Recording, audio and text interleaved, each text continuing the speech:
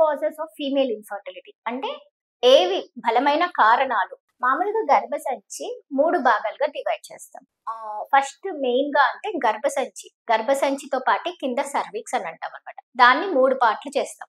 దాన్లలో చూస్తే గర్భసంచికి మెయిన్‌గా చూసుకుంటే, ఆ గర్భసంచిలో ఫైబ్రాయిడ్స్ కొంతమందికి ఫైబ్రాయిడ్స్ అని ఫార్మ్ అవుతూ ఉంటాయి.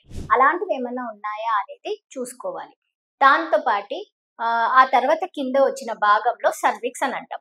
ఆ సర్విక్స్‌లలో ఇన్ఫెక్షన్స్ ఏమన్నా ఉన్నాయా? టైట్‌గా ఏమన్నా ఉందా? అంటే దాంట్లో ఒక పొర లాంటిది ఉంటుందన్నమాట. అది రంధ్రం లాంటిది ఉంటుంది. అది టైట్‌గా ఉందా? దానివల్ల ఏమన్నా ఇన్ఫెక్షన్స్ ఏమన్నా వచ్చినందుకు అది టైట్ అయిందా అనేది తెలుసుకోవాలి. ఆ తర్వాత వజనల్ ఇన్ఫెక్షన్స్ వల్ల కూడా ప్రెగ్నెన్సీ అనేది ఇబ్బంది పడతాం. నెక్స్ట్ భాగం చూసుకుంటే ట్యూబ్స్ అని అంటాం.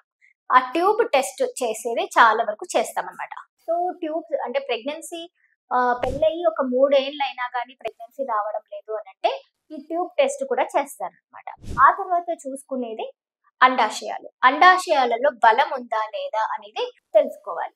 సో ఈ అండాశయాల్లో బలం ఎప్పుడు చూసుకోవాలి అంటే డేట్ వచ్చిన రెండో రోజు ఒక రక్త పరీక్ష ఏఎంహెచ్ టెస్ట్ అని అంటాం. ఆ ఏఎంహెచ్ టెస్ట్ ఏంటి అంటే అండాశయాలలో మనకి ఎగ్స్ అనేవి ఉంటాయి.